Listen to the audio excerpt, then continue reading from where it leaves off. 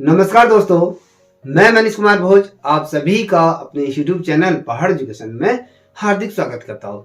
दोस्तों, जैसे कि आप सभी लोगों का बार बार ये फोन आ रहा है और साथ ही मैसेज के माध्यम से भी और आपके कमेंट भी आ रहे हैं कि सर एलटी का विज्ञापन कब जारी होगा। जैसे कि आप सभी को ये ज्ञात था कि यूकेएसएससी के माध्यम से जो वार्षिक कैलेंडर जो जारी किया गया था उसके आधार पर आपके 6 नवंबर के आसपास आपकी क्या थी एलटी का विज्ञापन यहाँ पर जारी हो जाना चाहिए था, मगर कयास ये लगाए जा रहे थे, अभी तक नहीं निकली तो कयास ये लगाए जाते थे कि हाँ 10 दिसंबर के आसपास शायद आपका ये विज्ञापन जारी हो जाएगा। तो दोस्तों मैं आपको अभी बता दूं, दिसंबर के महीने में आपका यहाँ पर बिल्कुल भी एलटी भर्ती का विज्ञापन यहाँ पर निकलने वाला नहीं है। देखिए, बहुत से लोग इसमें एक्सेप्ट भी होंगे कि भैया कि इतने लंबे टाइम पे हम वेट कर रहे थे, आयोग द्वारा बार बार कहा जा रहा था कि अब निकलेगी, जनवरी में, नवंबर में निकलेगा, दिसंबर में निकलेगा।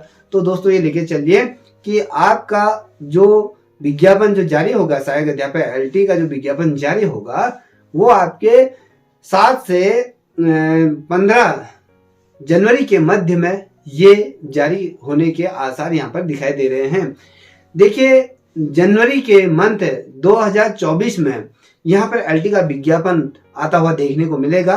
यदि एलटी का विज्ञापन जनवरी में आता है तो उससे पूर्व आपको ये देखने को भी मिल सकता है कि उत्तराखंड लोक सेवा आयोग के माध्यम से प्रवक्ता संवर्ग के अंतर्गत यहाँ पर जो वैकेंसीज हैं, जो विज्ञापन है वो पहले भी रिलीज होने के आसार यहाँ पर बहुत अधिक संभावनाएं यहाँ पर हैं, क्योंकि आयोग ने जो वेट करा अभी तक तो उसमें किस प्रकार से सिलेबस को थोड़ा चेंज करने के लिए बात हुई थी कि सिलेबस में क्या चीजें रखनी है, सिलेबस की क्या रूपरेखा रहेगी, उस रूपरेखा से संबंधित तमाम चीजें आयोग द्वारा कंप्लीट कर चुके हैं और आयोग कभी भी प्रवक्ता संवर्ग की वैकेंसी निकाल सकता है। जहां तक अगर मैं बात करूं एलटी भर्ती की अगर बात करूं तो एलटी भर्ती तो अभी आपको ये लेके चलिए दिसंबर में आपका बिल्कुल भी नहीं जारी होगा। अभी आप लोग अभी इस चीज पे ये फोकस रखिए, जो अभी आपका आरओ वीडियोज का जो पेपर है उस पर फोकस रखिए। जैसे ही आपका एलटी का विज्ञापन जारी होता है तो आप सभी चीजें छोड़ते हुए आप सिर्फ एलटी की विज्ञापन जब जारी होता है तो उसकी तैयारी में आप जुड़ जाइए। आपको ये लगता है कि हमें समय कम मिलेगा, मगर नहीं, आपको समय भरपूर मिलेगा जिसमें कि आप अपनी तैयारी कर सकते हैं। ये नहीं कि भैया जनवरी में आपका विज्ञापन जारी हुआ और आपसे कहा कि मार्च में आपके परीक्षा हो जाएगी, बिल्कुल भी ऐसा नहीं होगा। थोड़ा सा आपका समय दिया जाएगा क्योंकि 1 माह तो आपके फॉर्म फिलअप करने में लगेगा। ठीक है, आप जनवरी में होता है तो फरवरी में आपका ये होगा, फिर जाके आयोग इतनी जल्दी किसी चीज को कर दे तो ये असंभव है। तो ये लेके चलिए कि थोड़ा सा आपके समय मिलेगा, अप्रैल के आसपास ये होगा तो कहीं ना कहीं आपको थोड़ा सा समय मिल जाता है। तो आई होप, बहुत से बच्चे मेरे से पूछते थे कि सर आएगी या नहीं आएगी, निश्चित तौर पे आएगी। और आपको बता दूं, जितने भी 14 सब्जेक्ट है, 14 के 14 सब्जेक्टों में आपका क्या एलटी का विज्ञापन आपको देखने को मिलेगा। हाँ, पदों में ऊपर नीचे हो सकता है क्योंकि वर्तमान समय में ही एलटी का विज्ञापन जो जारी हुआ था उसमें काफी शिक्षकों की नियुक्ति हो चुकी है। बहुत से कयास लगा जा रहे थे कि वेटिंग निकलेगी, तो वेटिंग मुझे नहीं लगता कि अब वेटिंग जारी होगी क्योंकि सीधे ही विज्ञापन जारी होगा। अब नया विज्ञापन के जो बच्चे फिलअप करेंगे तो वहीं से जो बच्चे निकलेंगे तो वहीं पर आपकी क्या होगा, वो पार्टिसिपेट करेंगे। और आपको बता दूं, अभी एलटी के अंतर्गत बहुत अधिक पद यहाँ पर रिक्त हो चुके हैं। बहुत से लोगों का प्रमोशन हो चुका है और बहुत से लोग इस माह, अगर नवंबर और दिसंबर के माह में भी रिटायरमेंट हो चुके हैं। और एलटी संवर्ग से प्रवक्ता संवर्ग के अंतर्गत काफी शिक्षकों का